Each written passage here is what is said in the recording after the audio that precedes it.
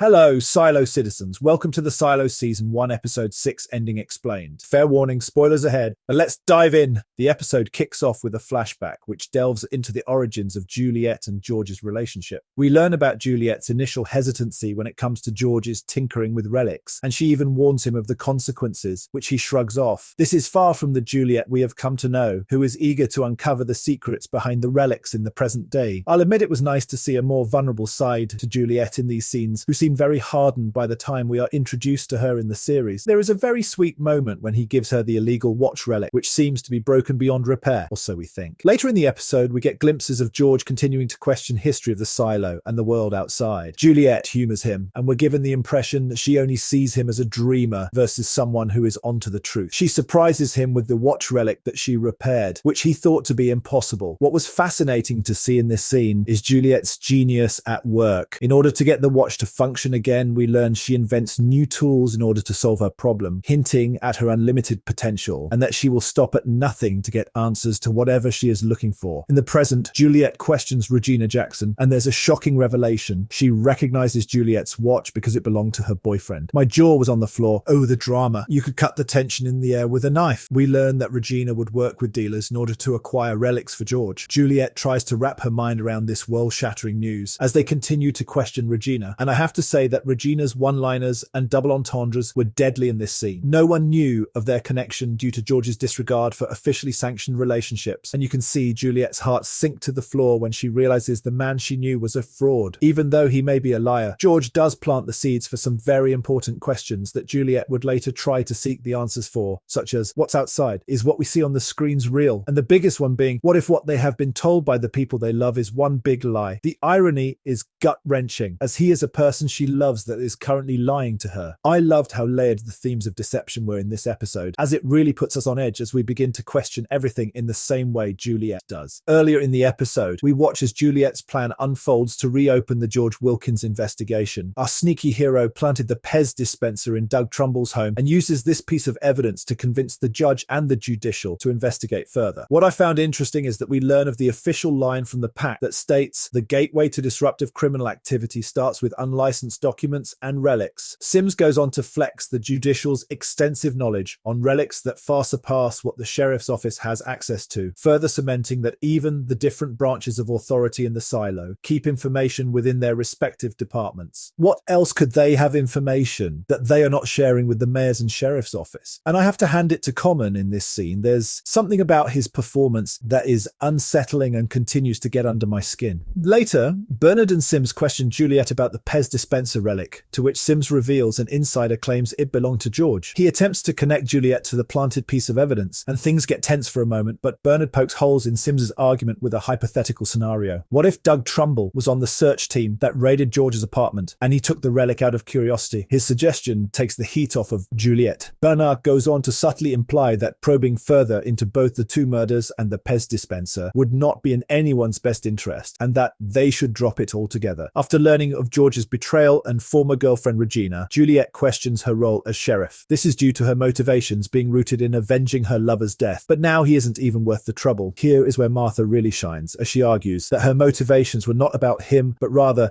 about her attempting to do the right thing, which is uncovering the truth behind the silo. George didn't ask her to go up there and become sheriff. Juliet did that on her own. Pushing back, Juliet questions this because he isn't the person she thought he was, but Martha questions what kind of person Juliet is. Let's give it up for Martha, because that line delivery left both Juliet and I speechless. I also loved her monologue about how love made her do the right thing, and that fear and anger are a waste of time. Then goes on to imply that Juliet could end up like her. Does she want that for her life? Of course not. Still having doubts about the person she loved, Juliet seeks more information from Regina and presses her about whether she was the informant that led to George's death. It is in this scene we learn of an ominous figure known as the man who knows everything, who would visit Regina at night. This leads me to think it is either Bernard or Sims. Bernard seemed to know the details of Mayor Ruth and Deputy Marn's relationship, but masked that as a guess, while Sims has implied throughout the series that he knows more than what he lets on, and we still don't know what is behind the janitorial closet door. Regina admits that the man who knows everything infiltrated her home while she was asleep and threatened people she loved. What truly rattled her was how he would list off people she spoke to throughout the day. Who could possibly know that? Every name she gave to him would keep her mother from working in the mines, which eventually led to her revealing the identity of all the relic dealers in the silo. A line that cut rather deep for me was when Regina opened up about knowing George pretended to love her to get what he wanted, which she implies is the same for Juliet. There is a heartbreaking moment the two of them share as they understand the man they loved might not have existed. Before Juliet leaves, Regina gives her a file from George's mother given to him by his aunt Gloria. The file comes from before the rebellion, before the silo, and before there was a reason to lie. It was passed down through multiple generations. Regina warns Juliet that once she sees what is in the file, she must not speak it out loud. This will surely get her killed. Suffice it to say, my curiosity was piqued at this moment, and I couldn't wait for Juliet to pry that thing open. Inside the file is a travel guide to Georgia, and its strangeness and beauty strikes Juliet, which she can hardly believe to be real. But upon seeing a seashell that resembles George's tattoo, she knows this outside world to be true. The episode ends with the big reveal that Juliet and the rest of the silo citizens are being watched by a mysterious group of individuals. They refer to waking him up, which I assume to be either Bernard or Sims, and could this be what is behind the janitorial closet door? I guess we'll have to wait and see in the next few episodes. Also, in this episode, we are treated with more information about the world within the silo and its citizens. It is revealed that Billings has the syndrome, which we learn is illegal for anyone in the sheriff's office to have while serving in their roles. This is due to those with the syndrome being a potential threat as they are not able to control their movement, which is dangerous when dealing with firearms. Juliet points out his symptoms, which are most noticeable when he's shaking under pressure and his uncontrollable clenching. It was heartbreaking to see Billings' home life and him not being able to hold his baby or untie his shoes properly. He worries about whether he has passed it on to his daughter and asks his wife if she's seen signs in Claire. My heart really does go out to him, and this made me appreciate his character even more. I wonder how this will unfold, but apparently ginger root helps with the symptoms, but he cannot use it in front of others without the risk of being exposed.